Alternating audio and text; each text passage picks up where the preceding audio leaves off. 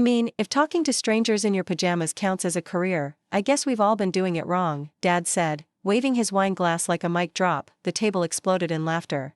Even Miles nearly choked on his steak. I stared at my plate, my pulse pounding behind my eyes. It wasn't the first time he'd mocked my work. But it was the first time he'd done it in front of 20 people, including my client's cousins, who were now seeing me as the family joke. If you're enjoying this, please subscribe and share, your support keeps the stories coming. I swallowed hard. Not from the food, I hadn't touched it, but from the invisible weight pressing on my chest. Mom kept laughing a beat too long, probably tipsy from her birthday sangria. Lydia giggled behind her cloth napkin. And Miles? He leaned into the moment like it was a football huddle. Hey, you should print that on a mug. Dad. A pajama laptop job. What none of them knew, what I never told them, was that I'd just signed a deal with a Fortune 500 brand to lead their rebranding campaign. 6 months of negotiation, hundreds of hours of solo research, pitching, revisions, and running my own consultancy without funding, support, or a single word of encouragement from the people now laughing at me. What a joke, right? I pushed my chair back, slow enough not to draw attention, but sharp enough for Lydia to notice. She tilted her head, half concerned, half annoyed. I didn't give her a chance to speak. I'm heading out, I said, quietly. Mom blinked. Sweetie, dessert's coming. It's fine, I said, already moving. Thanks for dinner. I walked out before I could cry or scream or both. No one followed me. That night, I sat in my apartment, surrounded by fabric swatches, client prototypes, and vision boards for the creative studio I was weeks away from opening. I should have been celebrating. Instead, I was replaying that laugh track in my head, the one where everyone I loved thought I was the punchline. They didn't know about the late nights. The client calls at 3 a.m. The months I went without a paycheck to pay my team on time. They didn't want to know that I checked my phone. 7 unread messages. Lydia, you need to apologize to Dad. That was his way of bonding with you. Mom, I know it came out wrong, but let's not make drama. Miles's engagement party is coming up. Miles, don't make this about you again. There it was. The family classic. I'm too sensitive. I'm making it about me. Meanwhile, I was the one who skipped every vacation, missed every holiday, and paid my own college loans while Lydia took gap years and Miles bought motorcycles with Dad's money. No one ever asked how I made it work. Because deep down, they assumed I didn't. The next morning, I walked into the raw studio space, no heat yet, paint fumes everywhere, zero polish, and I knew I had made the right decision. They didn't see me. They never had, but I was about to make damn sure the rest of the world did. The first article dropped 2 days later. Independent brand strategist opens studio in historic building, with a full photo spread of me standing in front of my soon-to-launch headquarters. I didn't send it to my family. I didn't have to, because by Friday, my Uncle Gary sent me a screenshot with one line. This you? Wow. Saturday, Lydia showed up uninvited, and she wasn't smiling. She stood outside the glass doors of the studio, arms crossed, expression tight. Not judgmental this time, just lost. Like she didn't know where she was or who I'd become. I let her stand there a moment, watching the buzz behind me. My team was inside, finalizing the mood boards for the next client reveal. The walls were up. The lights were warm. And my name, Opal Reed Studio, was etched in gold across the window behind her. I opened the door without a word. Wow, she said, stepping in slowly. This is real. I gave her a look. Was there ever a time you thought it wasn't? She didn't answer. Her eyes scanned the room, landing on the front desk where the local magazine with my face on the cover sat. She picked it up, flipped through it like it was a stranger's scrapbook. I thought you were freelancing. I was. Until I wasn't. I turned to walk toward the client area, leaving her to catch up or not. Behind me, she said, Dad saw the article. Of course he did. That was the whole point of not sending it. He's not happy, she added. I'm not surprised. He says you made him look like a fool. I stopped mid-step and turned. I didn't say his name once. If he felt exposed, maybe he should ask why. Lydia exhaled, fidgeting with the sleeve of her sweater. Look, I'm not saying he was right. The joke wasn't funny. But walking out like that, ghosting all of us, I ghosted? I laughed, sharp and tired. Lydia, I've shown up to everything. Birthdays. Reunions. Even that nightmare of a Christmas where you guys made fun of my Airbnb because it didn't have a hot tub. I've been showing up while biting my tongue for over a decade. The moment I stopped pretending, suddenly I'm the problem. Her face flushed. You could have just told us how you felt. I did. Repeatedly. No one listened. Silenced. I looked at her. Really looked at her, this woman who once borrowed my clothes, stole my CDs, laughed with me under the blankets during childhood storms. I used to think she was my person.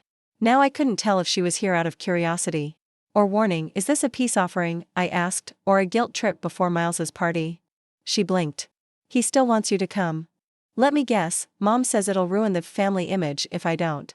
Lydia didn't deny it. It's important to him. I nodded. You know what's important to me? This. Right here. My work. My clients. My peace.